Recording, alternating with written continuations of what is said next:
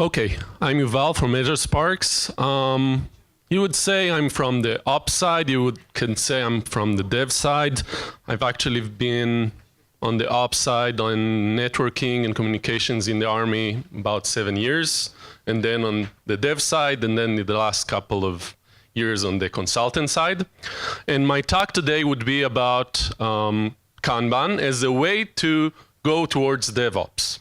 Okay, DevOps is a very cool thing, as you've seen, but it's a hard thing to get to, especially if you're a big company.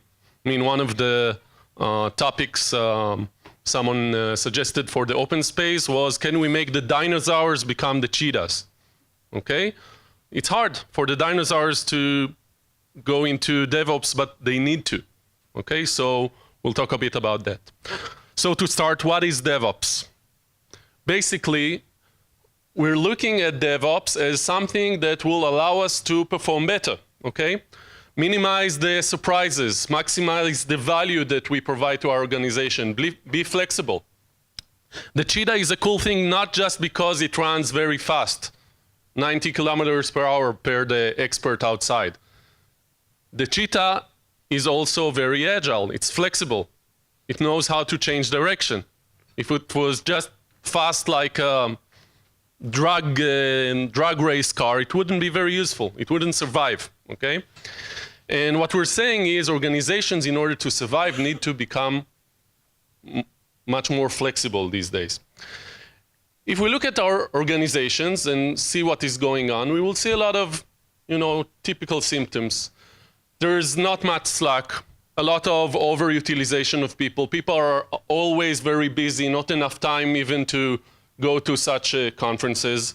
We will see that because of this utilization and the fact that we don't have time to do things the right way, we make our systems more and more complex over time, which make things harder and harder to do over time.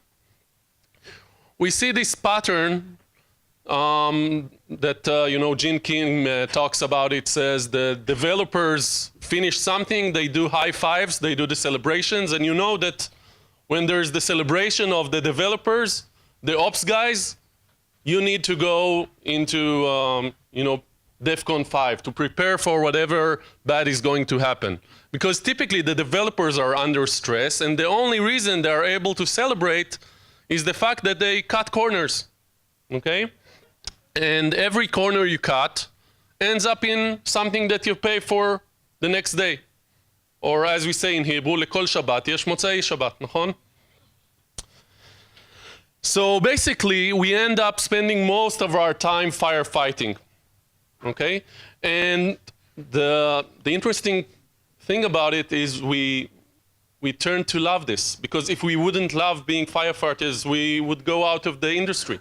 And now coming and saying all of these 5 whys and improve your process and become better, there are less heroes if you work in a good DevOps operation. You don't need the heroes that are able to fix things that often. I mean, things still will happen at 3 a.m., but most of the times it will be non-events. Releasing will be a non-event, but we like those events. Okay, so going from being firefighters to fire preventers is a challenge. And so it becomes harder and harder to deliver in many organizations. And while it becomes harder and harder to deliver, another thing that happens is that reality shifts much more dramatically from month to month, from week to week. We don't know exactly what we need to deliver. The targets are hard to achieve and also start moving. Okay, I heard there are versions of Angry Birds where the targets start moving. Okay, so it's very difficult. We need to do things differently. So if this is familiar, basically now comes in the Agile dream. Agile is going on for a couple of years. It's a dream that should solve all of those problems. Basically, how does it do it? Agile says the most important thing is we're cutting the feedback loops. We're shortening the feedback loops between the time that we have an ID to the time it's in the field and we know whether it's the right ID. From the time we make a decision as the business guy, as the developers, the time it takes us to validate that we're in the right direction by the testers, by the operations guys. we cut those loops. We let people work more and more together. Okay, and doing this, if you're doing it in the right way, will indeed solve many of those problems. Okay, but it's very hard to create this reality in a big organization that's beyond 5, 10, 20 people. Okay? Why is it hard? Because in the real world, there are problems. In the dinosaur organization, there are silos. The ops guys report up to ops, to the VP of ops or whatever. The devs report to dev. The testers report to test. No, there are at least two of my clients represented here in this room, where this creates issues when you try to bring all of those people together. So breaking the silos, overcoming the silos is one of the big problems in real life. And if our solution is, let's break the silos and put all of the people together, some organizations can do it, some, it will take them time to do it. It's a big change that it will be hard to do. The other aspect is getting to these fast cycles requires you to go towards continuous delivery. Continuous delivery can be very fast to reach if you're just starting up right now and doing something with Amazon Cloud and have all of the nice tools and you don't need to deal with any legacy. But if you're the dinosaur or most organizations where you people are probably working for, you have a legacy of build systems that take 2 days to run, okay, and then take a couple of days to prepare for and deal with afterwards. And test automation, you're kidding me. Test automation for those organizations that are okay means we have the automation, and then after the automation, we need to spend half a day to analyze the results and see what is going on. So it's a tough problem to reach the situation where you can just push the button and get to deployment and trust that it's okay because you have all of the tests and all of the monitoring. So it's hard for organizations to get to this situation. So basically what we're talking about is let's try to take small steps towards that direction, okay?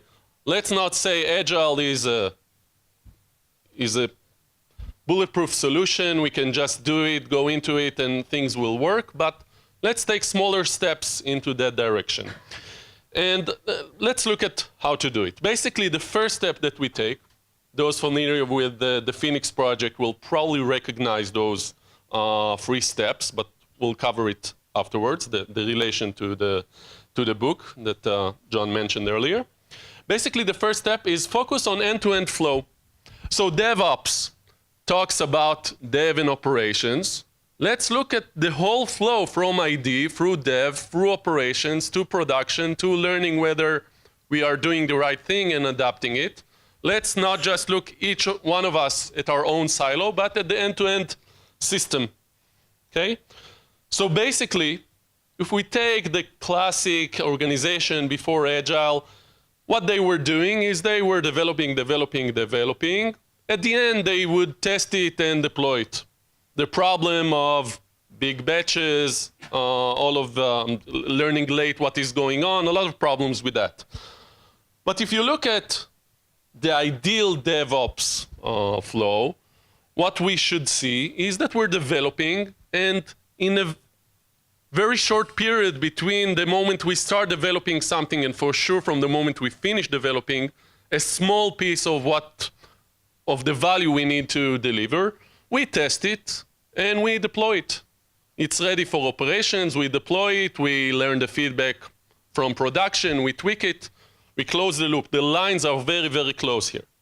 Okay? So that's the vision. How do we get there? Typically what we would see is the Agile organization would say, you know what, we get to done. We get to done real quick. Dev and test are working together. Testing is part of the team, so we're okay, right? But if we look at the end-to-end flow, not just dev and test, but also dev, test, and ops, what we would see before we have continuous delivery and a good DevOps culture and technical abilities is that we have this gap, right? The gap that says things that we developed and tested, but they're waiting for us to deliver them. What we want to do is we want to close this gap. How do we close this gap? First, by visualizing it.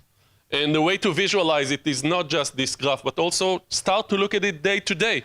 Look at all of the features or tasks that you're working on and see where they are in this picture.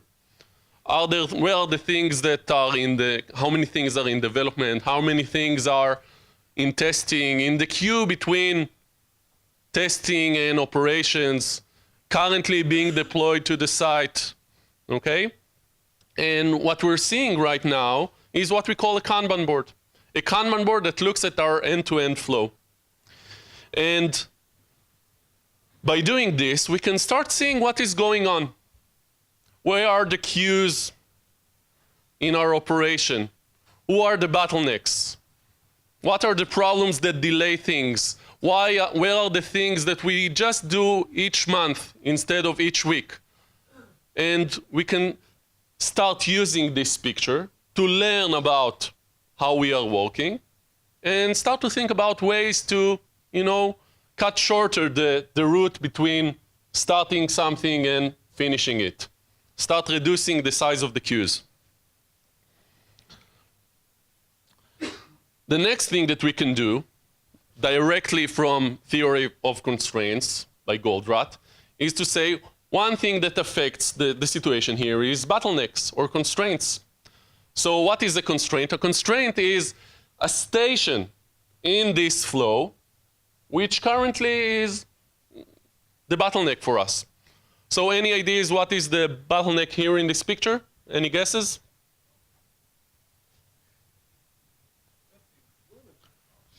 One guess is testing, another is ship it. Why ship it? Basically, like we could go to a physical factory, okay, and check what is going on, we would typically see that the bottleneck is that place where you see things are accumulating before it. Here is the output of test. They're saying, we're done, you can take it and deploy it. And this is what the deployment people, the ops people are working on. And this is what they finished, and we're maintaining this in production. So basically in this picture, right now, maybe it's something that is just local right now, maybe it's something that will continue unless we change it. We're seeing a lot of things in ship it and things queuing up and queuing up. Maybe if we wouldn't change anything, things will continue to accumulate here, okay? What we want to do is start being aware of those things. No, we want to stop starting, start finishing. We want all of those people that work on the same flow, on the same, we call it value stream, to start caring about getting things over here, instead of the developers caring about getting things to here, and the testers caring about getting things to here, if there are testers, and the ops guys about getting things to here. Basically, what we want is getting things to here, to being in production and providing value. So stop starting, start finishing is the rhyme that helps us start thinking along this direction, but typically it's not enough. What we see in organizations is that what we need to do beyond just talking about this focus on the end is start to limit the work in progress. Start saying, you know what, there are too many cards here. Let's cap it. Let's put a threshold. Beyond 2 cards that are waiting between test and ops, let's stop. Test people and dev people, they should stop. They should focus on understanding what is going on. It's a reason for 5 whys, for asking the ops guys, what's going on? Is there a problem with the way we're delivering things to you guys? Do you need some help with tooling? What do we need to do now? Okay? And you want to stop, because thinking about finishing is nice, but that explicit rule, like knowing how many calories you want to eat in a day, is beyond just telling yourself, I want to be lean, I want to lose some kilos, okay? Now, depending on what kind of company you are, what kind of team you are, you might have a couple of different Kanban boards. Okay? It might be enough to have one simple Kanban board, but when we're working with dinosaurs, they typically have different Kanban boards for each team, Kanban boards for the program, different things, okay?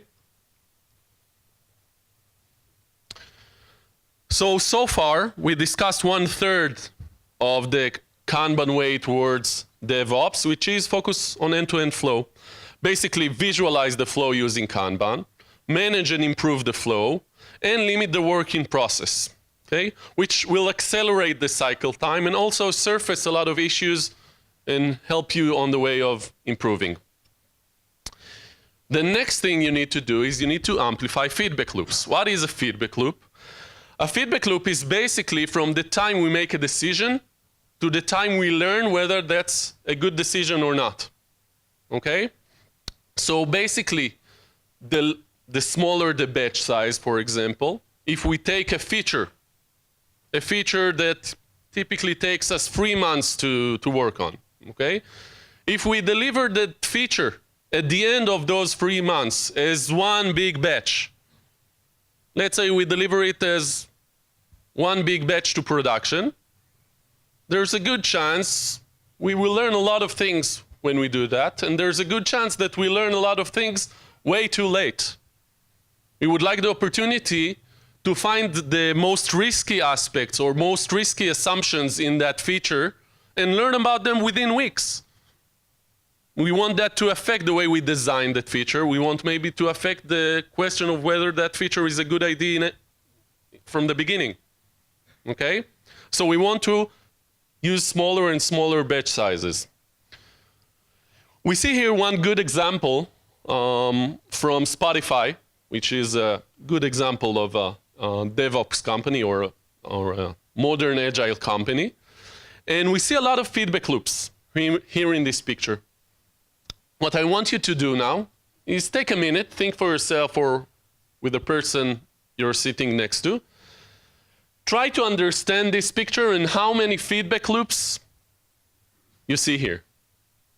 Okay, how many feedback loops are within this process which talks about thinking about something, building it, shipping it, and tweaking it. Try to find as many feedback loops as you can.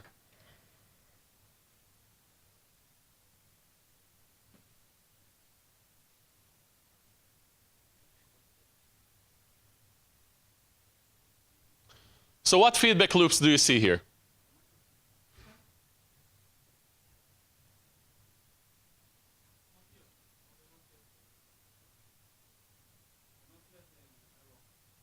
The not yet arrow, right.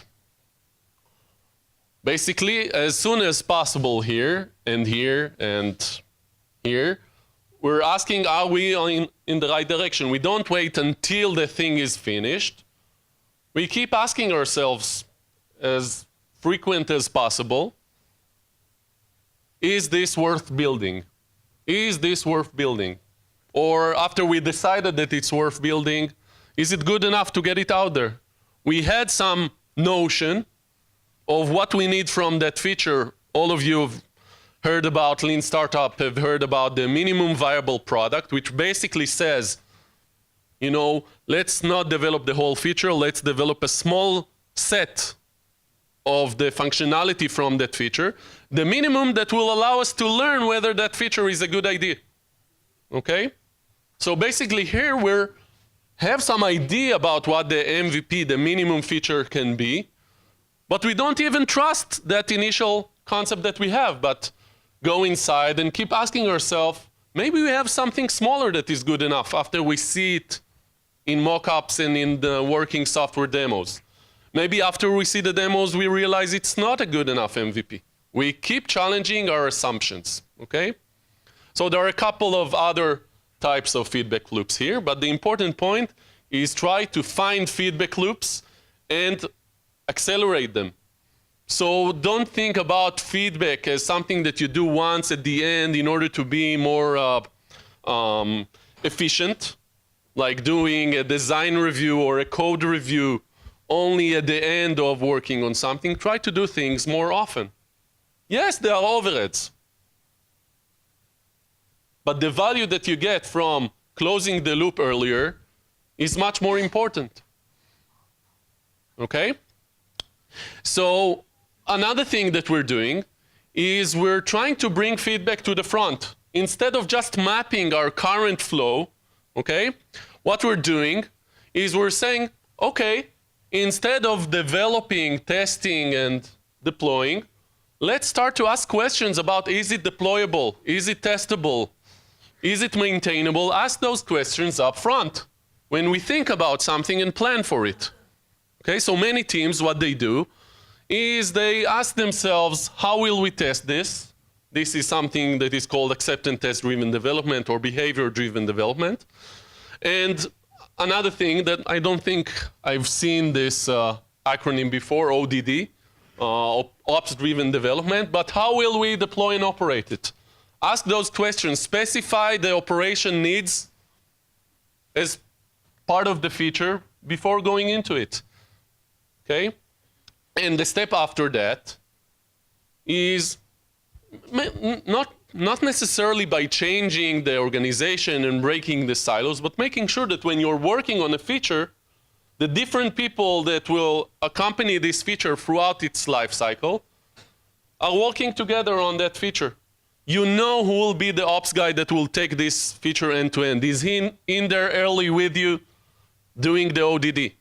You know who is the tester if you have testers that will work with you. He's thinking about how to test it, okay? And those people know to talk to each other. They know their highest priority is to support each other because together the goal is to get that feature not to here, to get that feature to here, okay? So this is amplifying the feedback loops. Use smaller integrative slices of work. Bring dev and test and ops to work together all the way. Bring ops feedback to the front, okay, ODD, and increase the frequency of delivery. Now, all of this is going to be very tough, okay? It increases the G-forces on your organization. Those fast loops are like taking a jumbo jet and having it trying to maneuver like an F-16, okay? And this is a good thing and a bad thing. A bad thing is because it's painful. The good thing about it is that it will surface immediately the challenges and the things that you need to change in your organization in order to take the 747 towards the direction of an F-16. Now, the challenge is to increase the G-forces in an evolutionary fashion. Every time try to tighten the loop a bit, identify what is the biggest problem right now, what you must fix in order to raise the G from 1 to 1.5, then try it again. Now that those issues can be cultural issues, can be silos that you need to deal with, HR issues, skills of the people, technologies, overhead of deploying, overhead of building, overhead of testing, overhead of maintaining, monitoring, different kind of things might be the things that are most painful right now. I don't have a recipe or cookbook for what you will need to do at each step and to increase from each G to the other. But the recipe or the cookbook is about doing those steps. Doing those steps of increasing the frequency, tightening the loop, lowering the whip, in order to raise issues and deal with them. Another thing that you can do is you can look at a couple of practices from successful DevOps companies, successful Agile companies, and try to compare yourself. What are we doing from that list? What are we not doing? Do we care about it or not? How will it help us? Okay? Different perspectives that will challenge you to go beyond where you are right now. Okay? So basically, this is the third aspect of what we're talking about, is after we 5 minutes, great. After we focus on end-to-end flow, after we amplify that feedback within that flow, we have some view of how things are working, and now we need to start improving. Okay, not in one step, not in a revolution, but to start improving. And basically what we do is we use retrospectives, postmortems, whatever you want to call them, to sense and respond to flow and feedback problems, to those biggest pains that you have right now. We want to reduce WIP or accelerate the loop, accelerate delivery in order to surface more and more issues and help us guide ourselves towards a really good DevOps operation, a really good continuous delivery operation. And we can add to that assessing the DevOps or Agile practices, comparing ourselves to case studies or frameworks that we see out there, things like Spotify, how Etsy are doing it, Netflix, whatever examples you like. One other thing that I wrote as a note is there's been mention of anti-fragility, of chaos monkey, of simulating things in order to drive continuous improvement. And one idea that I have, and I haven't seen the organization that is mature enough to try it, is to try the human chaos monkey, which basically says chaos monkey is, killing processes. I used something like that to test clustering software couple of years ago. But what would be the human chaos monkey? Going to a guy on the team and telling them, you know what, today you're on vacation, out of the blue, you're sick. Or today you cannot work on this thing because something crazy came up. Or your laptop is dead, find a way to deal with it. Like killing computer processes, killing, by simulation of course, human processes, okay? Or shifting them, telling them, you're the guy that's the expert on this issue, you're our database expert, today you cannot work on the database. For some reason, let's see how we deal with it. Yes, I've been to a startup. It happens. Yeah, so what we need is to take this thinking from a startup to the big organizations.